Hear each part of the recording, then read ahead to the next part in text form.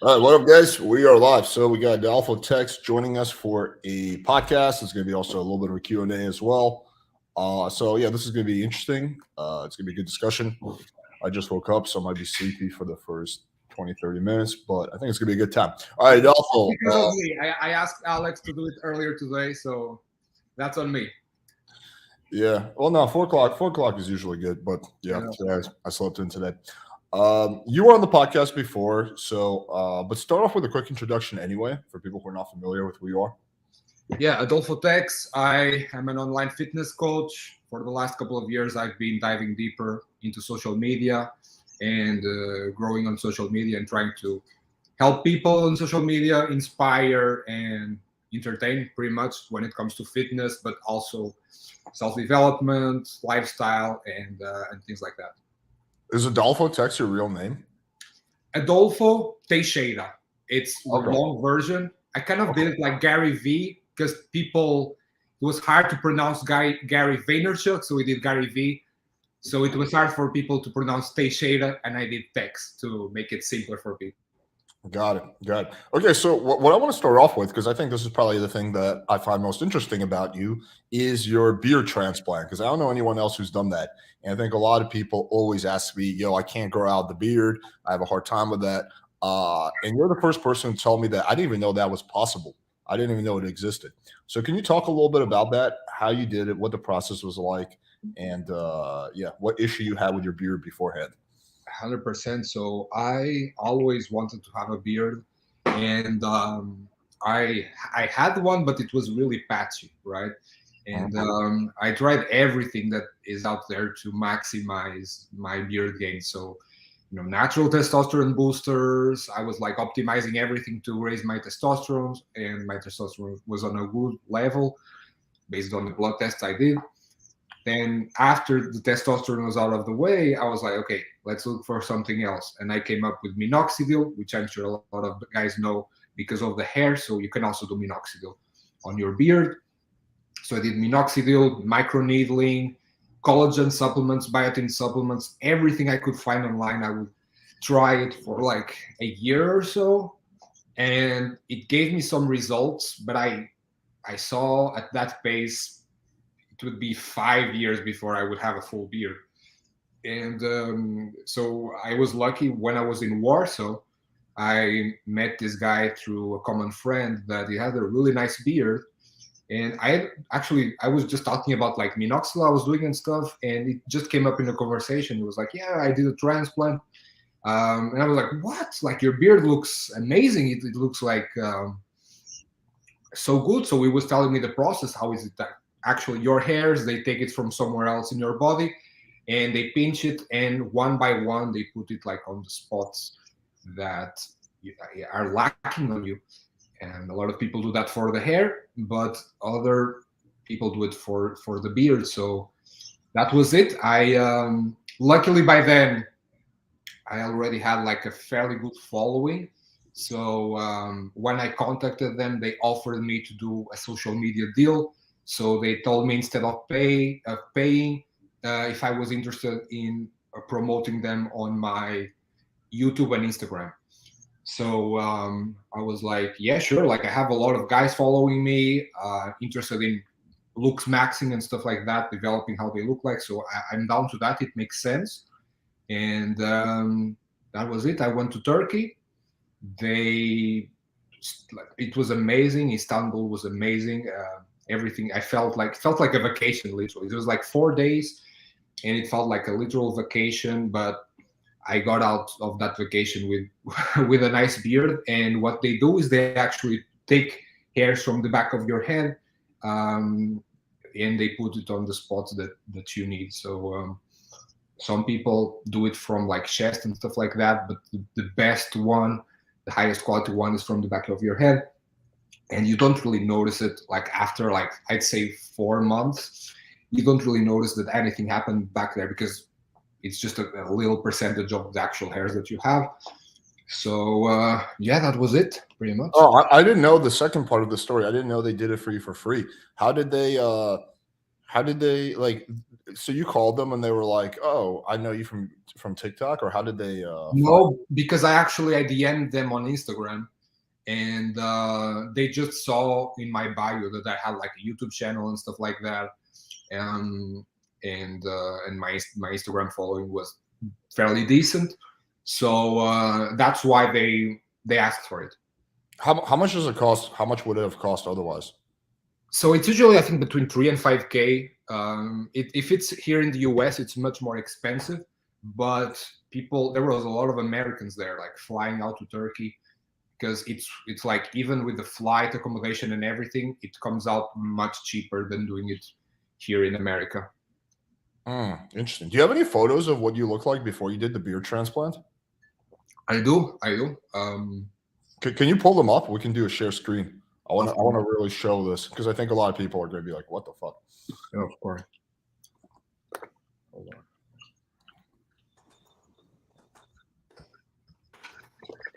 Someone said finally EU friendly time. Yeah. In the meanwhile, for the people watching, feel free to ask your questions about anything really. So I have it here. I can screen share. Yeah, that'd be awesome. Share screen. All right. It's not on the screen. Hold on. Yeah. There we go. And then you got to add it. Yeah. There you go. Oh shit! Yeah, it is patchy as fuck. Zoom in on that. Oh my god! Yeah, that is super fucking patchy. Holy shit! Oh yeah. Damn, that is nuts. Yeah, it was a big difference. This picture was like, I think 2.5 years ago. Fuck, that is a huge difference. Yeah. And then move your face to the side so people can see the side profile now. No, just yeah. There's still a tiny amount of. Oh, wait, no, we lost it all. Wait, I think he accidentally exited himself out. Holy shit, that is a fucking big difference. I did not know they do that. Fortunately, I have a pretty decent beard, but I could do that for my hair. But yeah, I got lucky that my beard is pretty good. I used to have a patchy beard too, but it was very temporary. I think you exited yourself out. Sorry for that. Yeah. Yeah, that is a massive fucking difference. It's still, you can see a small amount of patchiness. Yeah. So after you do it, it takes a year for all the hairs to look the same. So this was like 9 months ago. So you still can see like a time, but after like 12 months, they say that everything looks the same. That is a massive fucking difference. Holy, yeah. Your beard was patchy as fuck. I can see why you were annoyed. I was when you were talking about like patchiness, I thought you meant like a little bit, but that was patchy as fuck. That was the patchiest beard I've ever seen. Holy shit, that's a massive difference. Yeah, okay, so that's a pretty good SMV approval thing right there. What about what about if you can't grow a beard at all, meaning your beard is not patchy, there's no beard? What about, can you do it still for that? So actually, my clients on my coaching, some of the things they ask me for help is like hair and beard, because I did a lot of research on this. And one of my clients, for example, he used to have zero beard at all. And he asked me if he should do the transplant. And I was like, first, maximize what you can naturally, and then think about the transplant.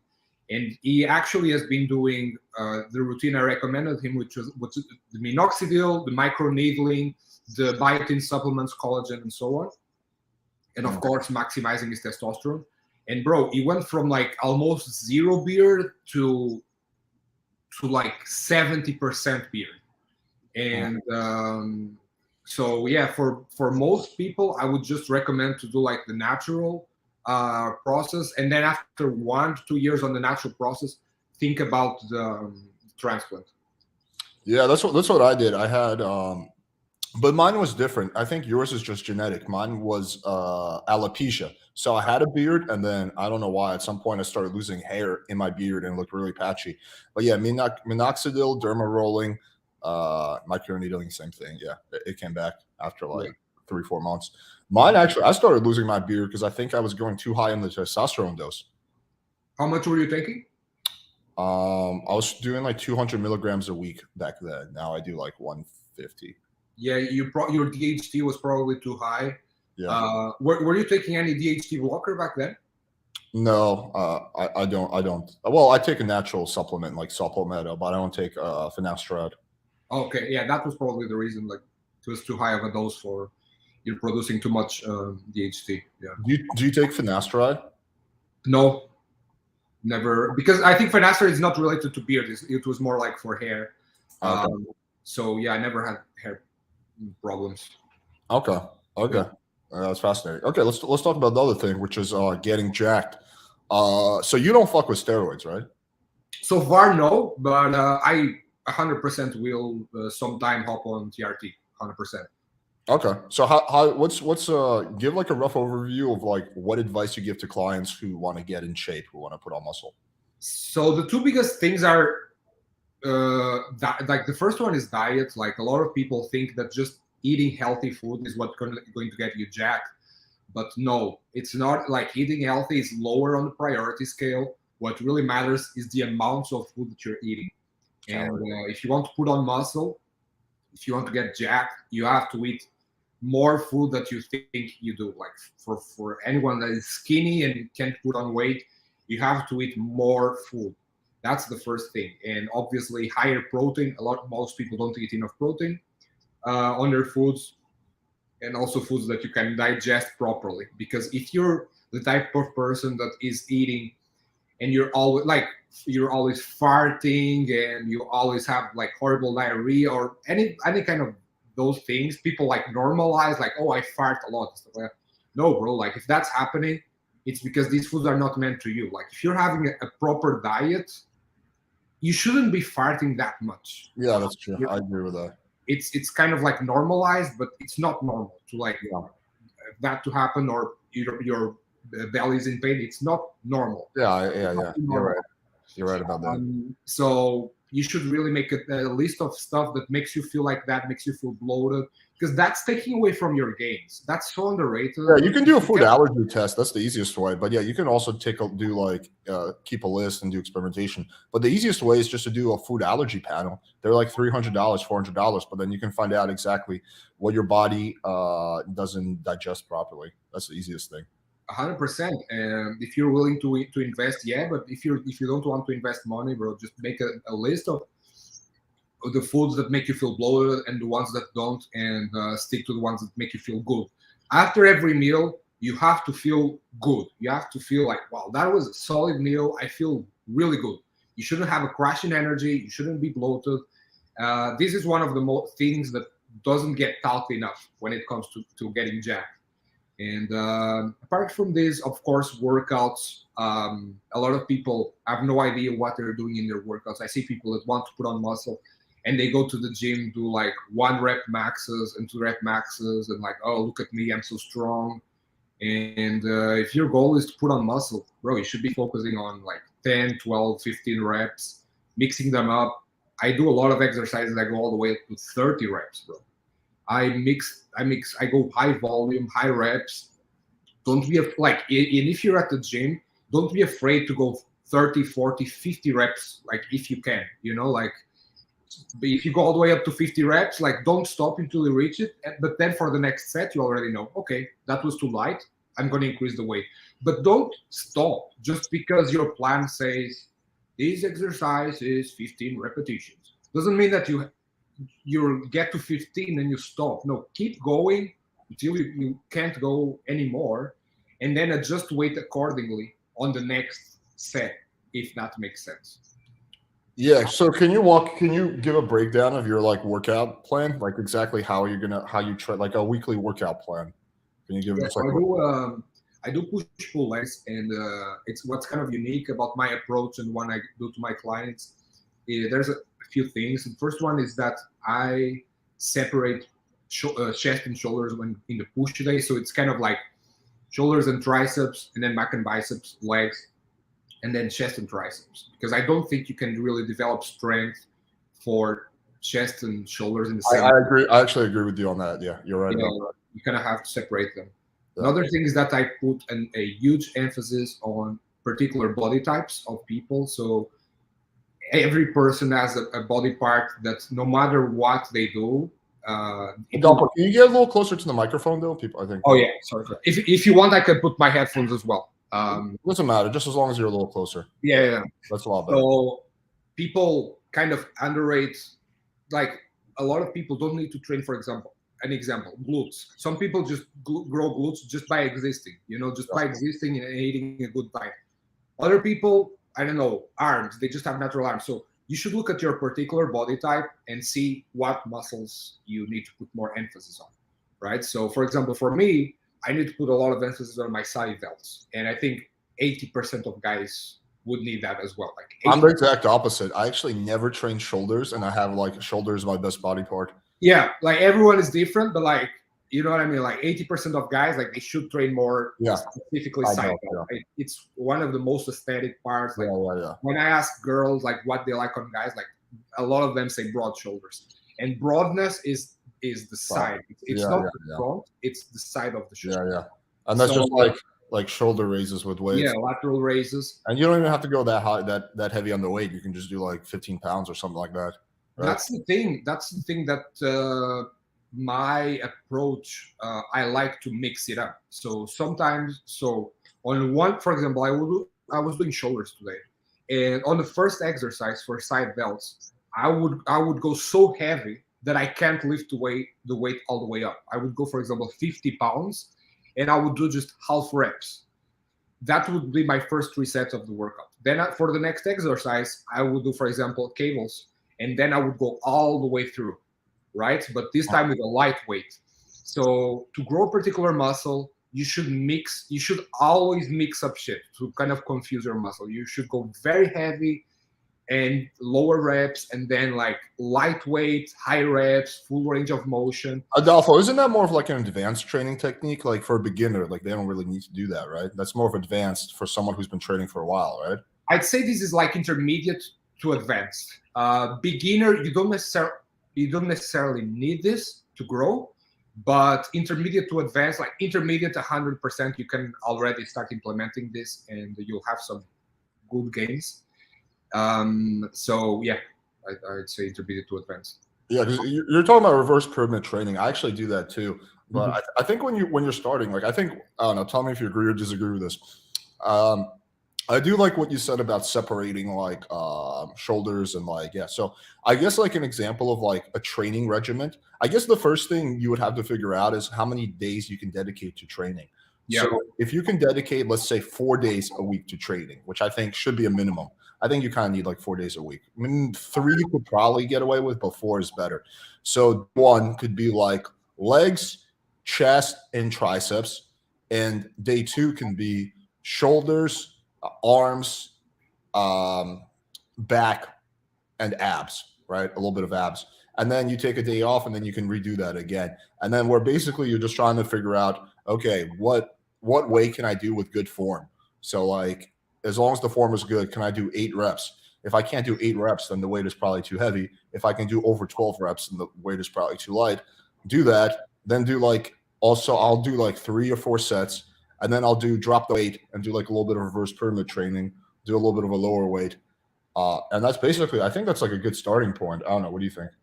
Yeah, as long as you're like, for people that have to train less days per week, as long as you're training each muscle twice a week, that's a good start. But don't train the muscles once a week. That's a very common beginner mistake that you shouldn't be doing.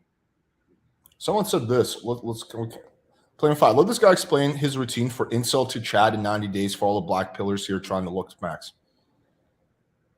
Okay, can you be more specific? Like, what's the? I guess he's saying like if you have a guy who's like really, I don't know, like has low SMV, and he's like, hey, what's the most I can do in 90 days? Like, what advice would you give him for the first 90 days? I think 90 days is not enough, but it could be a good start. Yeah, that's the thing. I mean, if it's such a short time span, like the things you can improve on a short time span are haircut, style, your skin. You definitely can get some gains or fat loss in 90 days. And yeah, I mean, it would really depend. Like for the people watching, like if you want a particular, like a particular approach, I would just tell like, hey, this is me, this is my situation, what can I do in 90 days? If you're specific when you ask the question, I think it's easier to give like proper feedback on what you could do in 90 days. What about for me? Let's say I come to you, I'm like, yo, I want to improve my SMV in 90 days. What advice would you give me? First one, I would do a hair tattoo. So I would tattoo. Whoa, what are you trying to say?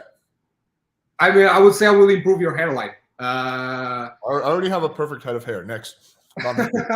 No, I would probably be leaning towards a hair transplant, I think, right? Or transplant, like one of both. But if you're asking like 90 days, Yeah. I want to improve everything I can. Tattoo hairline, and you can do the transplant on top of the tattoo hairline. But in Miami, there is some very good ones. I saw some pretty good ones. So tattoo hairline, I would get a tan for sure. Like I don't know how much sun you can take. If you can take sun, tan. If you can't, I would take some melanotan pills to darken your skin tone a little bit. Uh-huh. What else? I mean, is your budget like unlimited? Yeah, let's just say my budget is unlimited. I would put veneers. So I don't know if you've heard of that. Yeah, it's like a permanent whitening type of thing, right? No. They actually put crowns on your, so they replace your teeth, and you have like a perfect teeth after this. Oh, okay, yeah. Yeah, so there's something on your teeth. So either whitening, but if you wanted to go a step forward and your budget was unlimited, definitely veneers. It's very common in Dubai. I think just those already would give you a small boost. I mean, you already are a high SMV guy, but like I think those would give you. I think a moderate SMV guy. I think those would definitely give you a boost. Yeah, I think those would be the first ones I would do. Gotcha. Okay, cool. Okay, let's how to be one.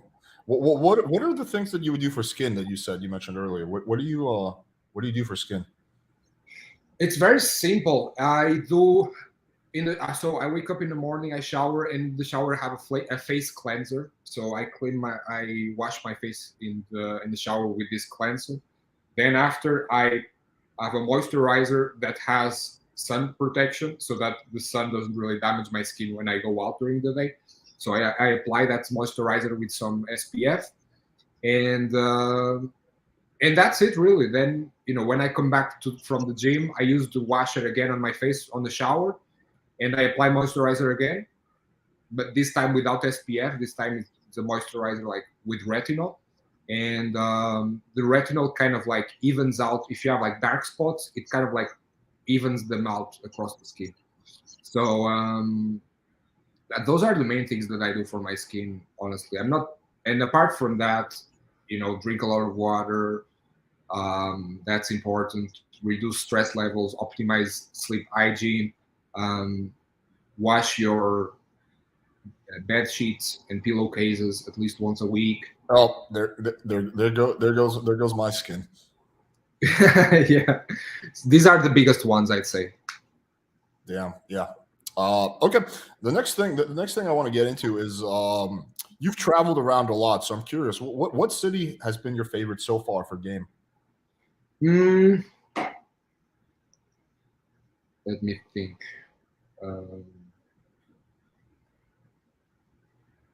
That's a good question. Or you don't have to pick one. You can do like top 3 or top 5 or whatever. So you mean in terms of like meeting like high quality girls? Yeah, and just overall quality of life. Okay. Oh, that's two very different things. Okay. If you're talking quality of life, you can do 2 different answers. Yeah, if you're talking quality of life, bro, Dubai is definitely high. Very good quality of life there. You just feel like a king there, honestly. Like you get apartments that I've never seen, like in Miami or anywhere else. Like there, the average apartment, it's big, it has an amazing view, and it's modern and amazing. Streets are clean. There's no beggars on the street. it's beautiful. There's like beautiful things to see. So in terms of quality of living, definitely Dubai is the best. What is there to do there though? It's just a bunch of like fucking Muslim dudes. I mean, I know they have like fucking camels and shit, and like activities like sand dunes. But what is there to do in the city? Bro, everything. Really? Everything, bro. Everything except anything that involves like beach, nature. I mean, because there's not a lot of nature there. That's the biggest downside, I'd say. But apart from that, everything, bro. Everything you can think of. You couldn't even snowboard. You couldn't even like ski there on the snow. They have like artificial snow inside like a big compound. You can do literally everything there. Interesting. Okay. All right. What about if we're talking about for game? For like quality of girls, I'd have to go with the Balkans. So I was in particular in Serbia, Belgrade, and I just you find like just girlfriend material girls like everywhere in the gym. If you go, I don't know, to Starbucks and you see a girl and you talk to her at Starbucks, like you find really girlfriend material girls there, like that are stunningly beautiful, that have amazing bodies, just like genetically. Sometimes they don't even put that much effort in the gym, but like girls in that part of the world, in the Balkans, their genes are just the best, better than Latinas, better than Eastern Europe. Like that's the most underrated place in the world for. Better than Latinas, really? I'd say so, because Latinas, I think it's more for a guy that's like looking for like one night stands and stuff like that. I'm generalizing, guys. I'm generalizing here. But if they're quality Latinas, but in general, if you go to Brazil, you're going to have Brazil, Colombia, whatever. You're going to have way more one night stands than girlfriend material girls. And there, in the Balkans, you would find, I don't know, like the girls there were just like stunning, super nice, and they were more prone to like, if they go and they sleep with you, like they want to keep seeing you, and they want something like more long term. And I feel that some girls, like in other parts of the world, no matter how good you are, no matter like if you make the girl come 3 times or 5, she just wants a one night stand with you, and she wants to move on. She wants to enjoy her, 20s and stuff. Interesting. I never had actually an issue with that in Colombia. I've never been to Brazil. Like most of the girls I fucked in Colombia, they always were down to hang out again, or at least like a good amount of them. Maybe Yeah, there's a good amount that it's like that indeed. I'm just like generalizing if we're comparing like one place with the other, just like comparing the two places. But you find good girls there in Colombia and Brazil. I'm sure. I haven't personally been there. Yeah, the Latinas I've been were mostly like in Miami. Oh, it's totally different. Yeah. I think you would change your mind if you went there. Yeah, they're totally a Colombian in Miami is different than a Colombian in Colombia. Yeah. I bet. Yeah. But I think that answers the question. Balkans, particular, on my case, Serbia, Belgrade. But there's a reason why, like Andrew Tate, it could be anywhere else in the world, and he's in Romania, which is in the Balkans. There's a reason why, and these guys, him and his brother, they care about quality of girls. Trust me, it's like high on their priority, and they choose to live in the Balkans. And there's I didn't like Romania. I was in Romania for a week. I didn't really like it for so many reasons. One, it's too hot during the summer. It's like it's fucking, and all the air conditioners are leaking. So as you're walking on the street, you're just getting hit by like random ACs. Like it's like this I don't know. I was getting so tired of just walking, and then some AC just like fucking trips on your head, and you're like, oh, this is gross. I thought the city Bucharest was not that exciting. There's only a small part of the city that's like worth seeing. The girls I was not a fan of. I only hooked up with one girl the whole time I was there. On Tinder, they were being kind of difficult. From cold approach, they were kind of weird. Like they would be receptive when I would open them, but then they would like disappear or give me like weird excuses. Sorry to cut you off, but that's the thing that I mentioned. These girls, if they get a feel that you don't actually are there to stay, they won't give you a chance. If they know that this is just going to be a one-night stand, these girls won't give you a chance. So for me in particular, I was there for 4 months. In So Romania? I was in Serbia for Oh, 4 months. So it's different. You know what I mean? But if I was there for just a week, I'm sure my experience would be like way worse. So it's a long game there. It's something that you like. You play for the long term. If some guy would ask me like, "Yo, I'm going for a week with my bros and I want to have some fun," I wouldn't recommend going to the Balkans. It would be for someone that was like, "Yo, I want a base, or I want somewhere to spend like 3 to 6 months, and I want to meet like some quality girls, like to make sure my girlfriend travel with me, whatever it is." I would tell them to go to the Balkans, but yeah. that's two very different things. Well, I think also Serbia can be quite different than Romania. Yeah, but I'm sure if you'd spend more time in Romania, like at least a few months, I'm sure your experience would be very different. Yeah, maybe. I was just a lot more impressed with like Czech Republic or Poland or even Finland. I had a lot better success there. Okay, what about for if a guy's going for a week? What would be your recommendation then? Mm, is this guy mostly going and like on clubs, or during like more chilling during the Well, day? let's assume he watches Playing with Fire, which means that he doesn't really go out much and he mostly uses Tinder. Okay, let me think. Definitely not Miami. Yeah, not Miami, Miami would be for someone that is into clubbing for sure.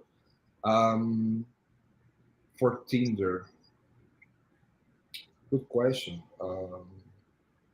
Maybe Bali would be an option. yeah, Bali would probably be a good option. I agree with you on that. Bali would be decent. But again, Bali wouldn't be if you want a girlfriend. Bali would be the week, for to have fun during a week. So that's one of the reasons why I didn't go back to Bali, because I don't know. I'm in a stage right now. I prefer like long term stuff.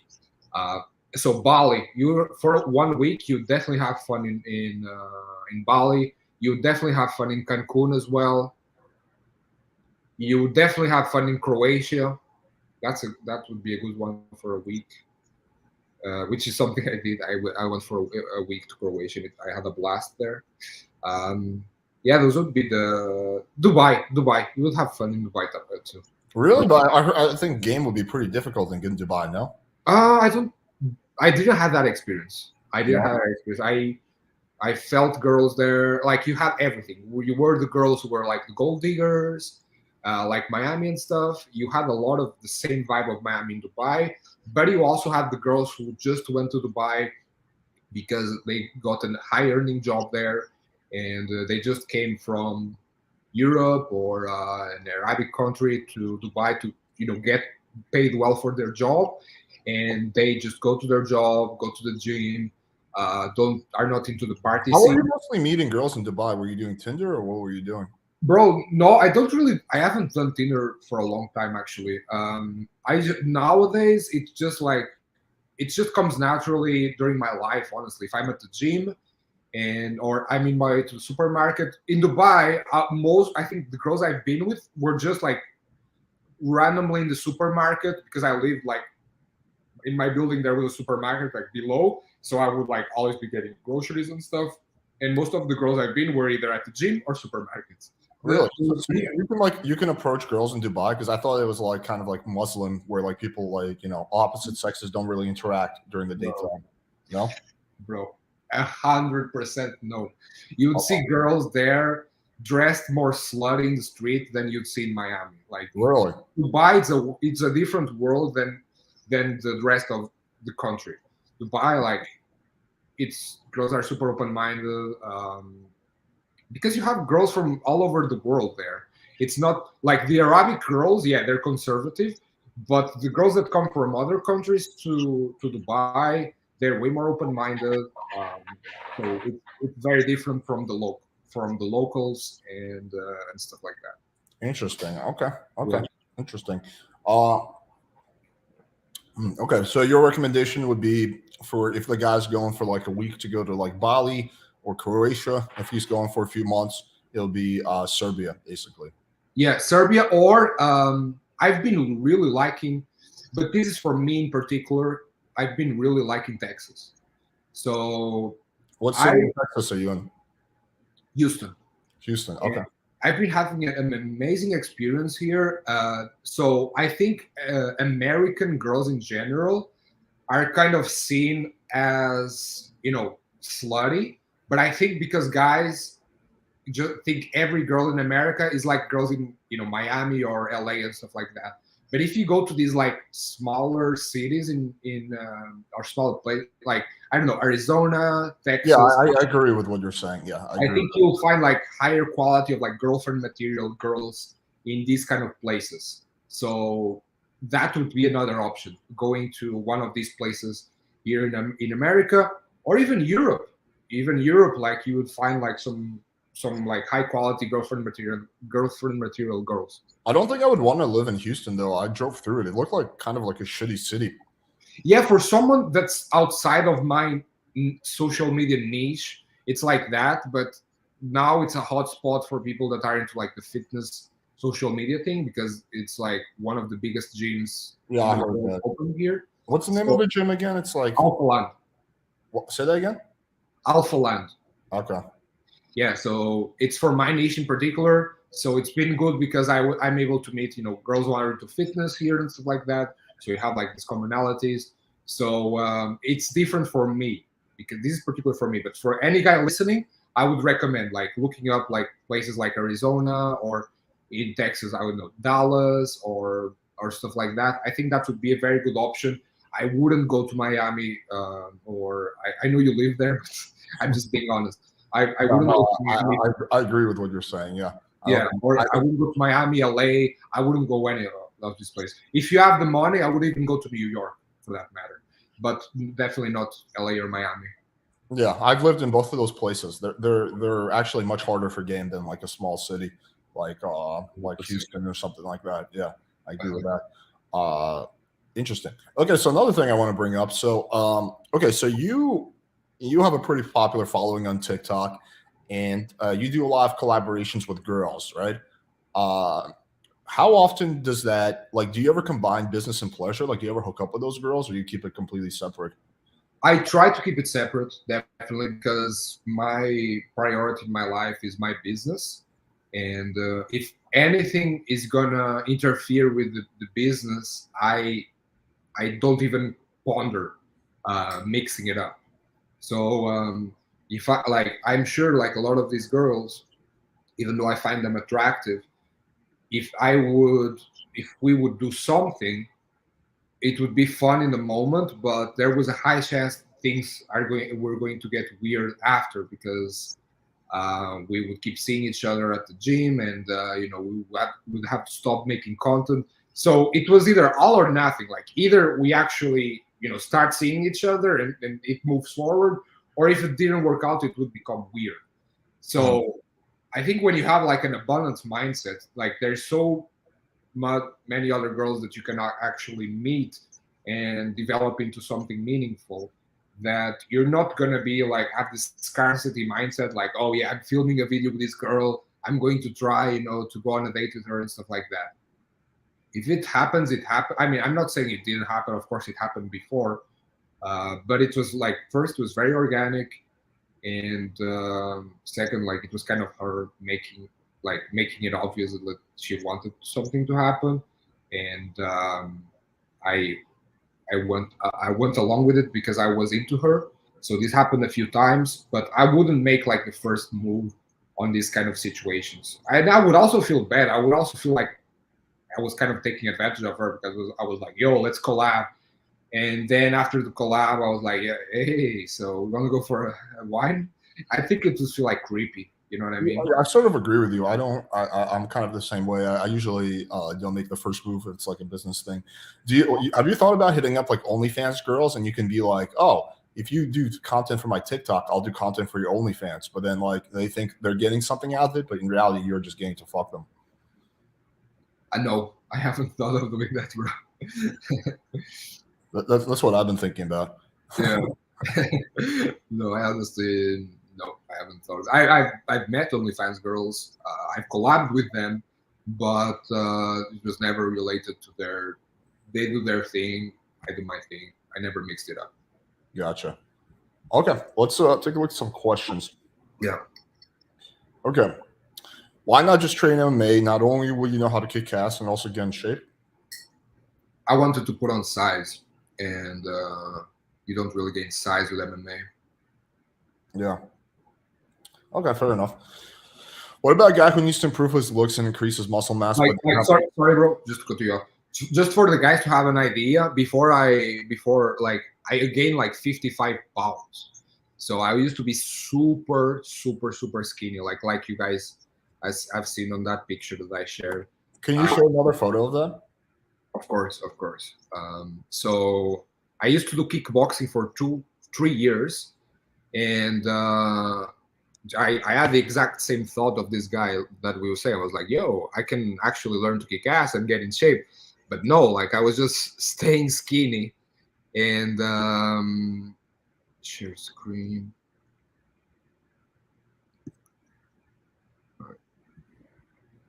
I was just like remaining skinny. And Damn, that is a massive fucking difference. oh yeah. Is that second photo photoshopped at all, or that's really you? No, it's like when you use your iPhone, if you use the wide lens angle, it kind of like makes the edges look slightly bigger. So I think that was why like it makes it look bigger. Damn, that is a massive fucking difference. Holy shit. Yeah. That's Yeah, crazy. Okay. Anyway, so back to this question. So, what about a guy who needs to improve his looks and increase his muscle mass, but doesn't have much time? Example: a young lawyer, a surgeon in training who works 100-hour work weeks. Mm-hmm. Let me see, but doesn't have much time. So I assume if you're a lawyer, investment banker, you have the money. So when you have the money, invest in someone that's going to save you time. So I would hire an online coach that would tell you that would look at your particular case and tell you everything that you need to do to achieve your looks goals. So we will tell you exactly what you need to eat, your workout plan. We will keep you accountable. You will look at your skin and like tell you what routine that you would have to do. So I would just invest my money to achieve this goal as fast as possible. That's what I do for my clients. I'm not like trying to tell you, yo, join my coaching. Like join either mine or someone else that can achieve, like help you boost your looks. But that's what I would personally look. Train 4 times a week for sure. That would be like 3 to 4 times a week, the bare minimum I would recommend to save you time. 1 hour per day, 3 meals per day, and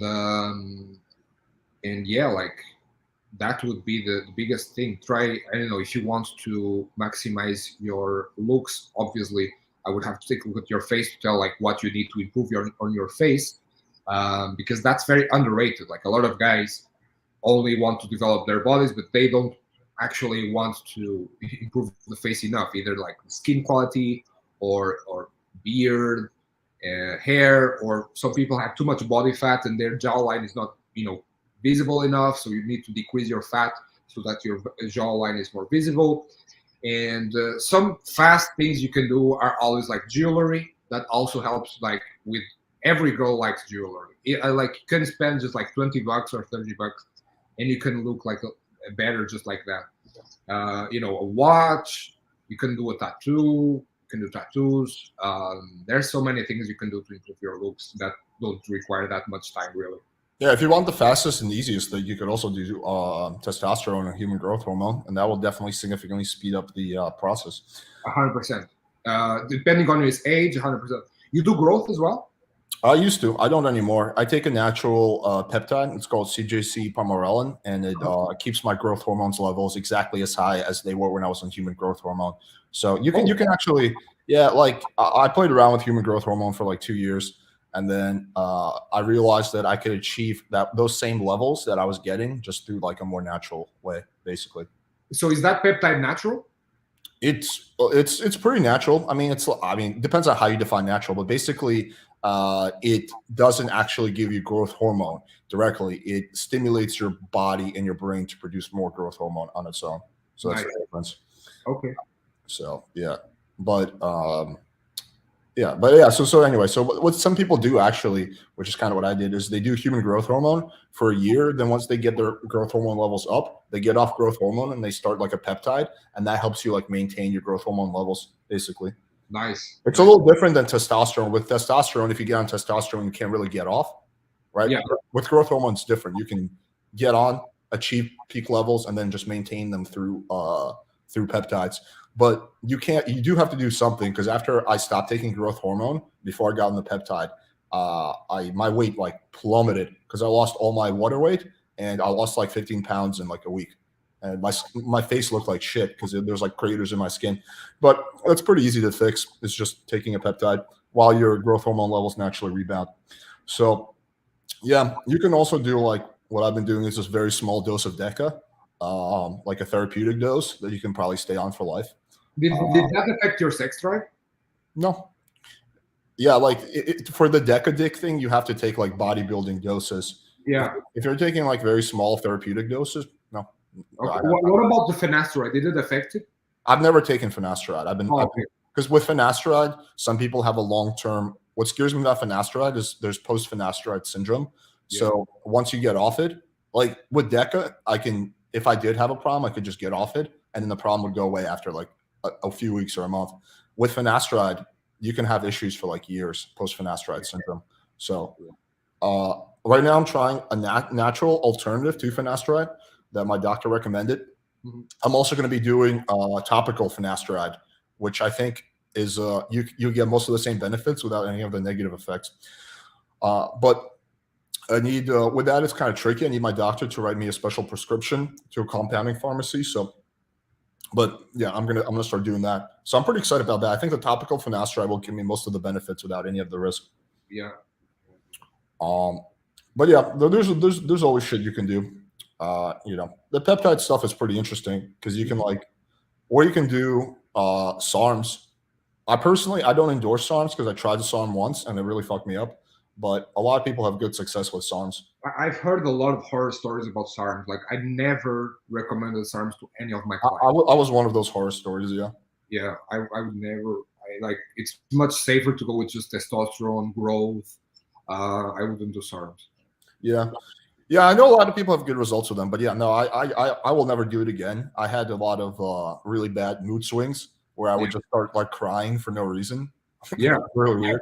Because it can raise your estrogen levels a lot, and like it can be a mess. Yeah. It's interesting. Okay, someone says this: what's a good population density to be able to game and not have to deal with reputational risk? Honestly, it can be as little as like 1 million.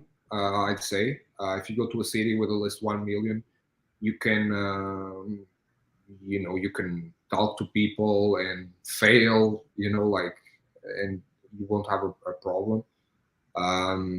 Kind of depends. Yeah, it kind of depends on how hard are you going. If you're just like casually talking to people like in the street or in the gym, or if you're going like out every night and like approaching girls like left and right, it depends on what you do. Yep. Alex, you should consider the thing is though, it's not just the studies. It's like I work with several of like the top doctors, and every single one of them is much cooler with me doing Deca than they are with me doing finasteride. So I think that kind of says something.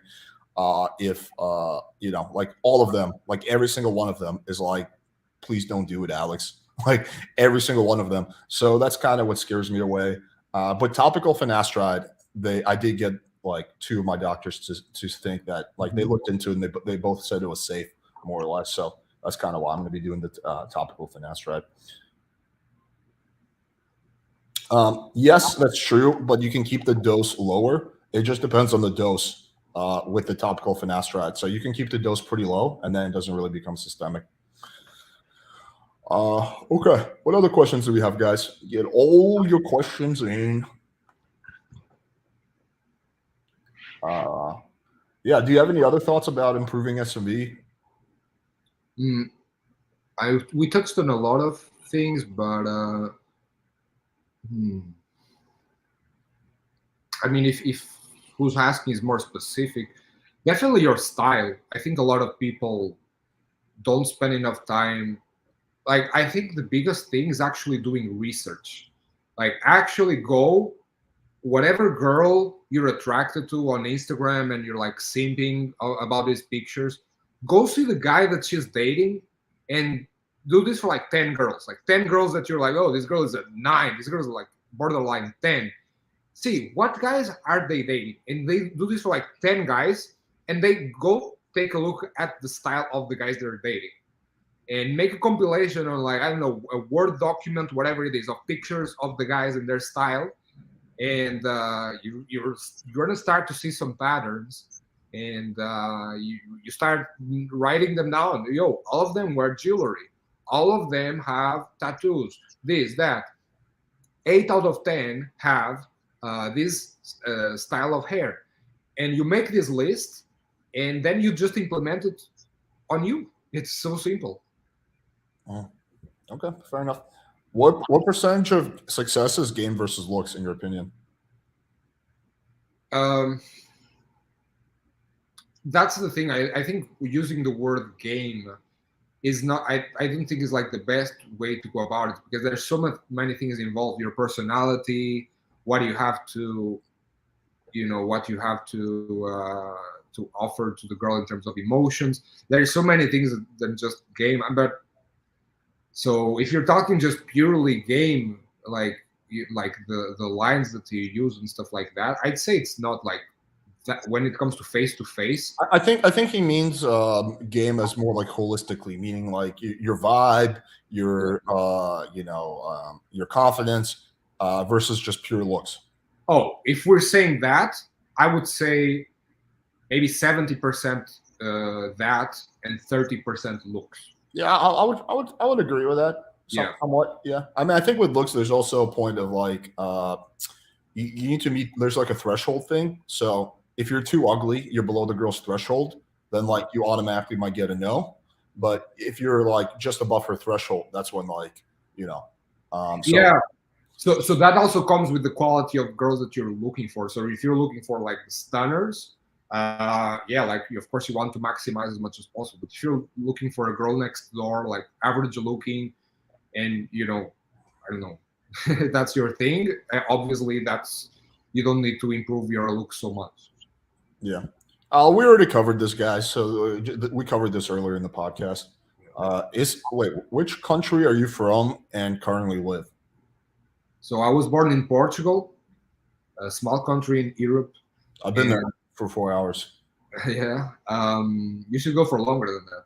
It's I liked it. I liked walking around Lisbon. I had some really good food. I went to this like random restaurant, and I enjoyed the breakfast a lot. Yeah, so I'm from there, and I'm currently living in Houston, Texas. Cool. Well, how does it work with your visa? Like, do you have like a student visa, or how are you able to stay in the U.S. for so long? So Europeans don't need a visa to come here for 3 months. So you can just come for 3 months at a time, just as tourism, and stay here for 3 months.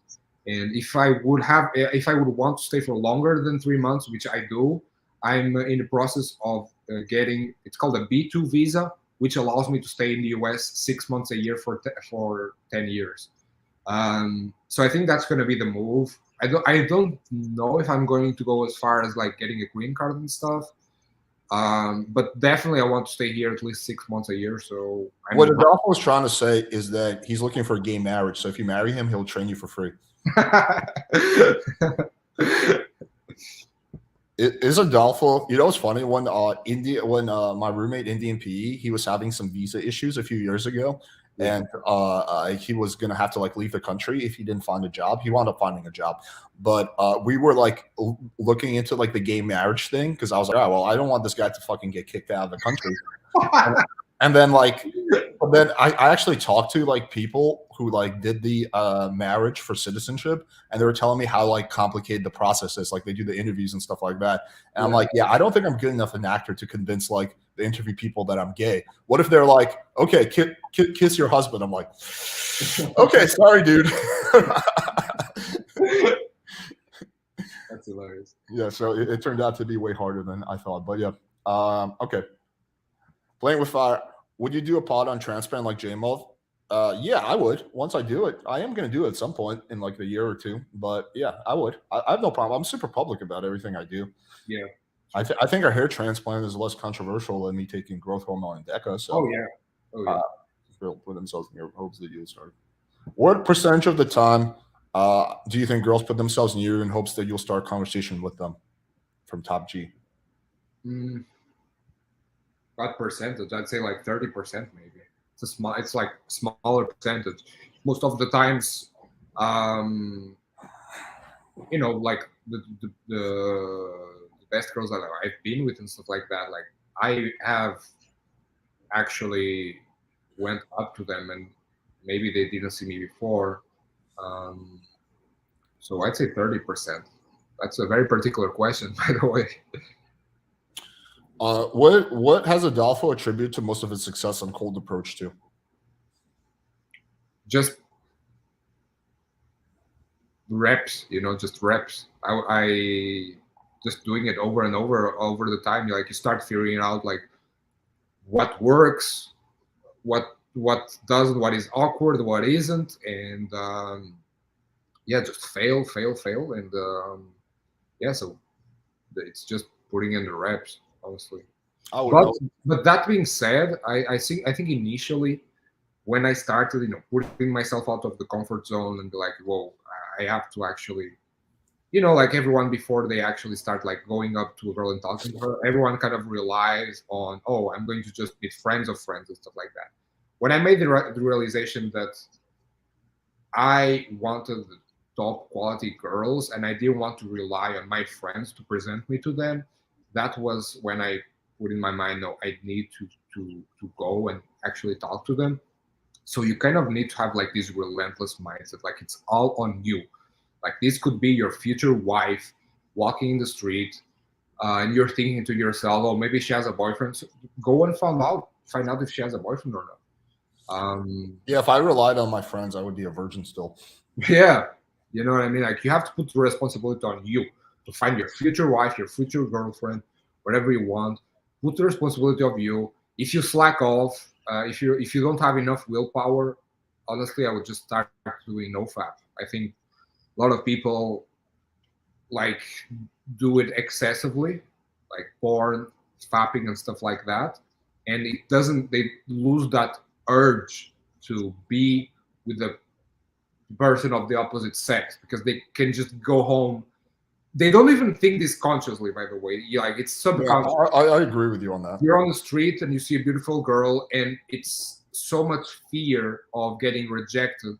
Yeah, instead of approaching her, you start thinking, "What is her OnlyFans? I'm gonna jerk off to her later." Yeah, so you can think it, but unfortunately, it's even subconscious a lot of time. Like subconsciously, you're like, I can just go home and masturbate to porn, and you don't approach. So if you're this type of person that doesn't have enough like urge to approach, I would just do nofap. I've been doing nofap since 2018. I've been on nofap. So yeah, that was like my mind in college. If I would see a hot girl, I'd be like, all right, I'm gonna watch a porno later of a girl that looks exactly like her. Yeah. We've all been there. I've been there. We've all been there. What percent of body fat do you have? Right now it's higher. Right now it's like, I'd say 15%. I mean, my abs are still visible, but it's because I've been bulking since January, so I'm putting on size.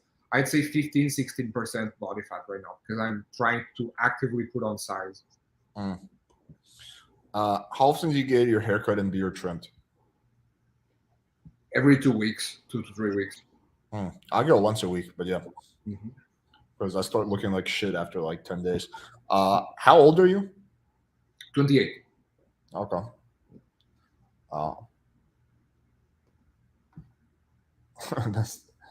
Best tips to get a wide upper chest. Just focus on doing incline press movements. So I would just start like at least once or even twice a week. I would start my workout with some incline press. I particularly really like the Smith machine, so I would get an incline. Really? What? You like the Smith machine for chest, really? I love, bro. You're the first person I've ever heard say that. It's so underrated because there's such a low risk of injury, unlike dumbbells or barbells. So I like to do barbells or dumbbells in the middle of the workout when my joints are already very warm. So I always start with something that is very safe, like the Smith machine. So I would just start with that heavy ass weight, 8 to 10 reps, and 4 sets. And every week try to get a little bit heavier, like with these small plates. So like 4 sets on that, then 4 sets on like the incline flies. So I'll also an incline bench with cables, or if you have a machine, and do the flies there. So it's like 8 sets per workout for just upper chest, and especially the flies are going to help with the wideness. Yeah, those will be the biggest ones. That's interesting. I partially agree with you. I mean, I think that barbell bench press, people get injured a lot during that, especially when they go too heavy and they don't have a spotter. Ooh, that's a bad combination right there. But what kind of my thing for chest is, this is how I'll do it. I'll warm up by doing some push-ups, right? And then once I'm warmed up, I'll do like a working set with dumbbell presses. That's maybe like 60% of my max weight to warm up. Once I've done that, then I'll go like to my max weight that I can do 7 or 8 reps on. Do 3-4 sets. Then after that, I'll go to the cables and I'll do like the flies, and then top it off. Last stop, dips, and then that like fucking just really fatigues your chest. And sometimes I'll do push-ups again after dips, and that like fucking destroys your chest. Yeah, I mean that's another good option. You just have a slightly higher percentage of injury with the dumbbells. Yeah. Like, if you're benching 120, 130 on each hand, that's like a small human. That's like a small girl. Well, but that's like no one's. I mean, very few guys can do that. That's like less than 1% of men. That's heavy. That's heavy. But that's what I have to do at this point. Like now, I'm like 194 pounds. So at a certain point, that's the weight you need to grow. Otherwise, you're just gonna stay the same. So getting like that weight here and then doing like it's tough on your joints, so that's why I like to go for machines. But for someone like more beginner and stuff, definitely like you're doing lighter weights, you can go for focus more on dumbbells and stuff. But there's a reason why you see like more professional guys doing a lot of machines, because to grow they need some heavy ass weight. Heavy ass weight can lead to injury, so that's why you do a lot. Getting 120 pounds. Yeah, that's true. I've never. The most I've ever done is like 80-pound dumbbells, like 84. I've never gone past 100. Yeah. 100-pound dumbbells is like already like pretty tough. Like less than 1% of men can even do 100-pound dumbbells. I'd say, yeah. I mean, I'd say more than one. I'd say maybe 5. Maybe like 5. I mean, I don't know. Well, maybe also because you go to like a gym where everyone is pretty jacked. That's true. At the average gym, it's really rare that you see someone doing 100-pound dumbbells, incline presses. That's true. That's true. At least for more than just like a 1-rep max. That's true. Yeah. My girlfriend's asking, best tip on building booty for men. So she's asking for me, I guess. All right. So what's her take from that? So the biggest one is definitely hip thrusts. So if your number one priority is growing your glutes, I would always like 2 times a week on, let's say you're doing legs twice a week, I would always start my workouts with hip thrusts. Again, heavy weight, so that means 8 to 10 reps, going to failure within the 8 to 10 reps. And the hip thrusts, I mean, on a barbell or Smith machine, you can choose. And every week, what's a hip thrust? Hip thrust is like when you're laying down. Oh, you're doing this. Yeah, I know. Okay. With the barbell on top. So that's also that's the reason why girls like it so much, because like your sexual performance is going to be better if you like do this exercise a lot. So every week you're doing like either a bit more reps, or you're having like 1 pound plates on each side, so you're becoming like a little bit stronger every week. And obviously you need to be eating a little bit of a caloric surplus, so you need to be gaining a bit of weight because of the food every week. And if you're doing progressive overload and you're eating enough food and protein, your ass is going to grow for sure. So that's the main one, the hip thrust. Sorry for cutting you off. That's the main one. And then of course the other exercises are going, like the squat is going to help with growing the glutes. lunges, but that's like after. I would always start with the hip thrusts, and then the other exercises like squats, lunges, and stuff like that help with growing the glutes as well. Yeah, I think a lot of guys feel kind of gay doing hip thrusts. You know what I mean? Bro, like the girl is not gonna think you're gay. No, when I you- know, I agree with you. I'm just saying, like, it's just like a weird movement, right? Yeah, she's not gonna think that when you're going hard in bed. Would he say that American women are generally more fatter than European chicks? 1,000%, 1,000%. But that's not even debatable. Yeah, American girls in general, like you see much more obesity here. Europe, I don't know, it's rare. Like when you Yeah. see a fat chick in Europe, it's like it's a thing. It's like whoa, this chick is Yeah. fat. Especially if we're talking again Balkans and Eastern Europe, like Poland and stuff. Especially if we're talking these areas, we're talking like maybe once a week you see a fat Yeah, chick. it's rare. You're right. Yeah, it's You rare. walk every day on the streets, maybe once a week if you're unlucky. If you're lucky, finally, fatty. If you're unlucky, you'll see her once a week or less. The average girl there in like Eastern Europe and Balkans, the average girl is like just like fairly good looking, like fairly good looking. She has a decent body and a decent face. That's the average girl. The average girl here, you have a lot of high quality girls in America, but the average girl is like, it's not very nice. Yeah. Someone says this. Any workout advice for bigger dick and better sexual cardio? I mean, some people do I don't know. Adolfo, what did you do for your small penis? How did you fix that? There's a lot of like I talk about this with my friends and stuff like that. There's people that do like the pumps stuff, like you buy a pump and like it like pumps up your dick and stuff like that. Like I guess you can do that, but I think it can have some like secondary effects. Like I don't know if you were into that, if you're into actually growing your dick, like try those things, look it up online. For better sexual cardio, just do the hip thrusts that I just mentioned every week. And instead of going for 8 to 10 reps, if you care more about the cardio thing, I would do like 20 to 30 reps. Yeah. Okay. Someone says, why did he decide on Houston? For the networking opportunities, you answered that. Yeah. How much does his accent help? How much do you think your accent helps? I get a lot of, the thing about girls is that when they like you, they are going to rationalize reasons why they like you. So while I get girls telling me, oh, I love your accent so much and stuff like that, I'm not 100% sure if they actually do or if they just rationalized it's the accent. Yeah. When in reality, it's all the rest. You know what I mean? So it's hard to give an accurate answer. But that being said, yeah, I obviously get some compliments on it. But there's like the downside of it is that because English is not like my first language, sometimes it's kind of like hard for me to express myself as much as I would like to. So I feel that maybe in English I can express myself 80% of what I would be able to in my original language, Portuguese. Yeah, that makes sense. Someone's talking. Yeah, Ronnie Coleman got fucking. I feel bad for that guy. He's had like 20 fucking spinal fusions. That guy's like, because he was super heavy. I talked to Ronnie literally 2 weeks ago. Oh, you did? He's in Houston?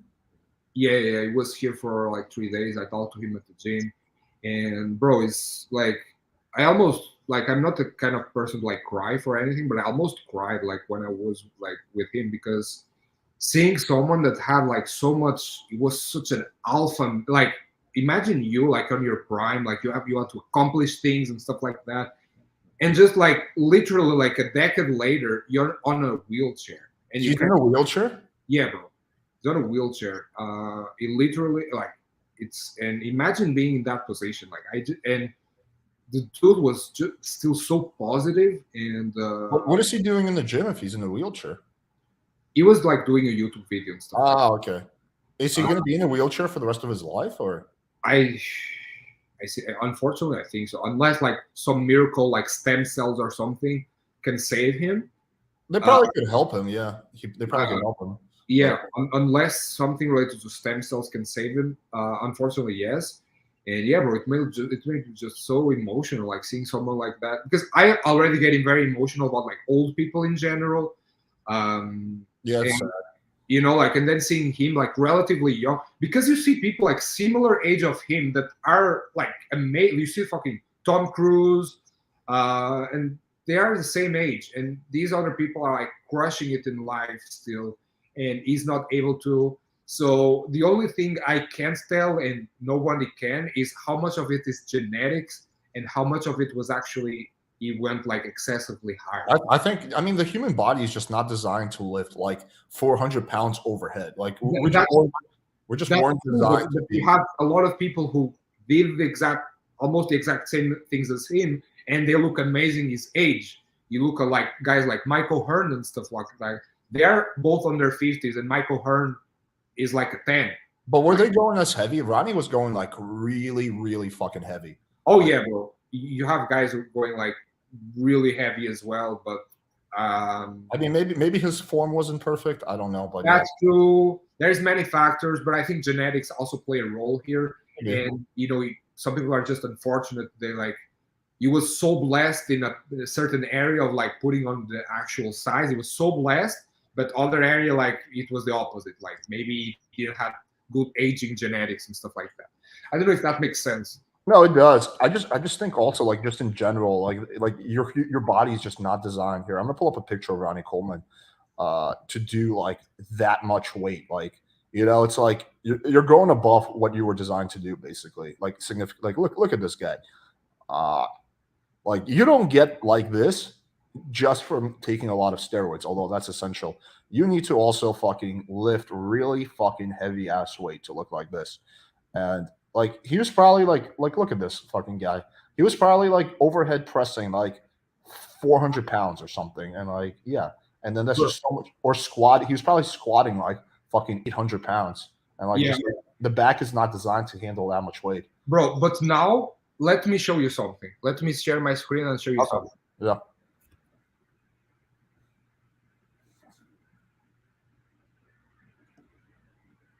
Can you see? Let me add it to the stream. Yeah. You see this guy? Yeah. He's even bigger than him, right? But is that because he was lifting more weight, or is that because he was just has better genetics though? I mean, it's both. Honestly, it's both. But my point is, look at him now.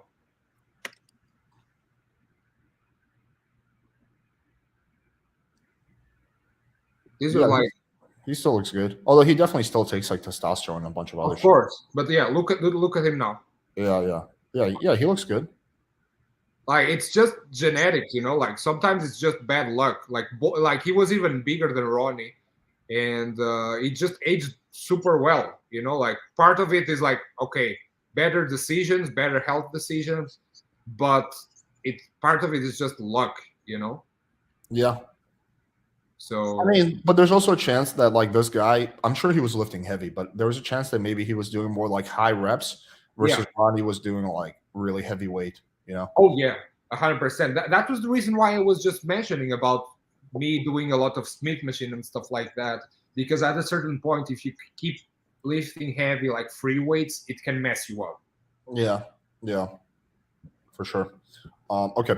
95% of males under 45 are grammar school kids. I'm 60, very fit. President of two companies, rotation of 25, 30, foreign woman like Caribbean. Oh wow, okay. This sounds like this dude is doing. He's 60 and he's has 20 to 30 girls on rotation. Wow. Nice, bro. 45. Yeah. Okay, cool, man. Yep. I'm glad you're doing good. Okay, let's see what else we have.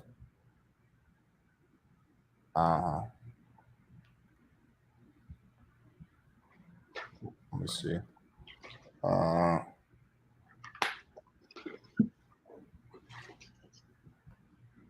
Have you been injured from the gym before?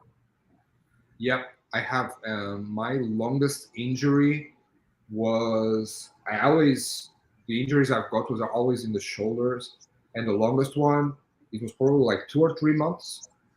No, actually, there was another one. There was one in my forearm. I had like a forearm tendinitis from doing. I don't know if you know what is farmer walks, but it's Yeah. like when you when you grab, for the people watching, it's like when you're standing and you grab a very heavy weight, like 150 pounds, 160. Oh, And dude, you're doing 100. Oh my god, yeah, I've done farmer walks with like 50-pound dumbbells. You're doing it with 150 pounds. yeah, it's just like walk around with it to like improve your grip strength. 150 is heavy as fuck though.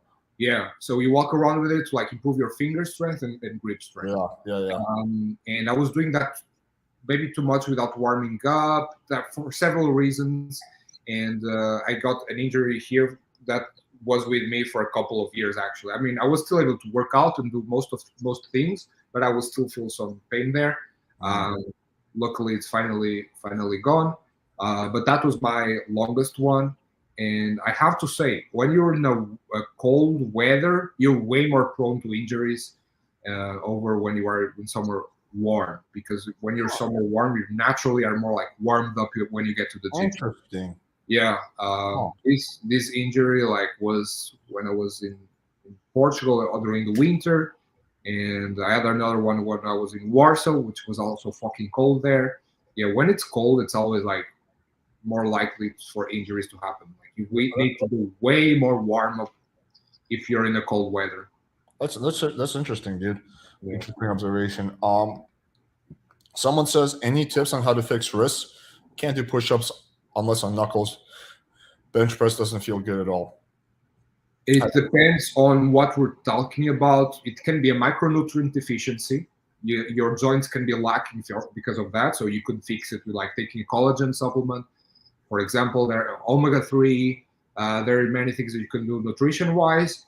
And the second biggest one would be flexibility. So I would start doing every day, or at very least every other day, mobility routines for your wrists that you can easily look up on YouTube, like daily wrist mobility routine. And someone is going to like walk you through like routines that you should do like every morning or stuff like that. So flexibility of the wrists and nutrition, specifically supplementation, I think it would be the biggest ones. Yeah, I would just say find a really good physical therapist to help you with that. I mean, when I had issues, I used to have issues with my elbow. What really helped me for that is something called blood flow restriction therapy. Yeah. That was really helpful. That like cured my elbow problem in like 3-4 sessions, honestly. Yeah. That's underrated. Getting a good physio is very underrated as well. Yeah. And my elbow was like really bad. Like my elbows were fucked up. It was when the pandemic started and I didn't have access to a gym. All I had was a pull-up bar, so all I did was pull-ups, and then I think I just like did too many pull-ups in too short of a time span, basically. Yeah. Okay, man. I mean, I think that was basically all the questions. Do you have any closing thoughts? I think we covered a lot of things. I mean, anything else that you want to talk about, I'm down. Yeah, I mean, like a lot of these, like we already covered that. How tall are you? 5'10", 5'11". Okay. Like 5'10" and a half, I'd say. Do you think that putting on muscle makes you look taller? No, I don't think so. I don't think it's I actually think so. I think it makes you look like an inch or two taller if you put on muscle. I actually never thought about that, but maybe. I mean, your hairstyle definitely does. And the angles that you use for your pictures and stuff definitely do. Yeah, angles. Yeah. Muscle, I never really thought about it. Maybe it does. Yeah. Maybe it does. That's kind of like my theory. Yeah, it does because of postural reasons. Yeah, I can see that. For that, for sure. For that, if you have bad posture and you develop, for example, your back muscles and it makes you look more upright, that definitely is going to help. That's a good point. Yeah. Someone says high rep lightweight or heavy weight low rep. Like I said before, I am a proponent of mixing it up. So I'm a proponent of, let's say, whatever muscle you're training, chest. I'm a proponent of doing both low rep, high weight earlier in the workout and higher rep, lower weight later in the workout. Always doing both of them. I gotcha. Let's end it off on this question. How do you approach girls in the gym? I honestly, I just go to them like I would go to a dude, like I would talk to a guy at the gym.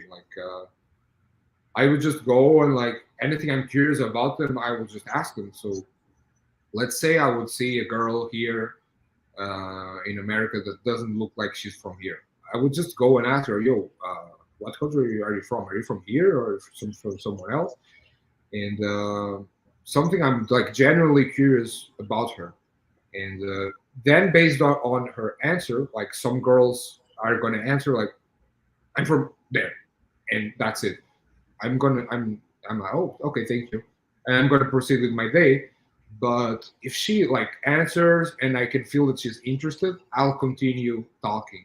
So I think me going and asking a question about something I'm curious about is kind of like my way of like opening a window for her to meet me, and she either takes the chance or she doesn't. I'm not the kind of person to like insist like if she doesn't show interest or something. um I'm not really into that. So yeah. Yeah, I got you, man. I got you. Cool, bro. Good podcast. Is there? How can people find you? Like, what? Where should they go? Yeah, like if you want to get in touch with me, just send me a message on Instagram, honestly, Adolfo Tex. We can connect there. So I post a lot of videos on my YouTube channel as well if you're into that. I ask, you can see me talking to girls on my YouTube channel a lot. I ask girls questions like, what body part do you prefer on guys? What are biggest turn offs on guys, biggest turn ons? So I've been creating a lot of this content, like asking girls questions at the gym. I help you guys to lose weight, gain muscle. I create a lot of content about as well. So any guys that is interested in improving your SMV, you can definitely like either watch my YouTube channel or check out my stuff on Instagram. Send me a message on Instagram, and yeah, if you're interested in my coaching, where I help you one on one on improving your SMV, you can also get in touch with me about that on Instagram. That's pretty much it. Yeah, you have some funny videos on your TikTok and Instagram. I enjoy watching those, like the skits. Those are pretty Yeah. funny. I Thank like. you, bro. I've been liking yours as well, actually, with your girlfriend. Those are pretty funny as well. Yeah, yeah. Well, I got that idea from you. Oh, nice, bro. Like I think another guy that does it very well is Kyle. He's Yeah, been doing yeah. some Also videos. from him. Yeah. Mhm. Yeah. But bro, definitely keep those up. Like I always watch them. I go through the comment section because like some of these haters are hilarious as well. Yeah. Like what is wrong with these people? Like honestly, like even my own videos, sometimes I find like the hate comments are hilarious. Like I don't take them serious. I just like find it like funny, honestly. How some people are so like such simps sometimes that they like take time of their day to leave like these kind of comments. I just find it funny sometimes. Yeah, no, I agree with you. It can be pretty amusing. Yeah. All right, dude. Thank you so much for coming on. Thanks everyone for joining in. Check out Adolfo's Instagram, YouTube channel. And yeah, guys, we'll probably do another podcast tomorrow night. I think we got one, so make sure you tune in for that. Appreciate y'all. Until next.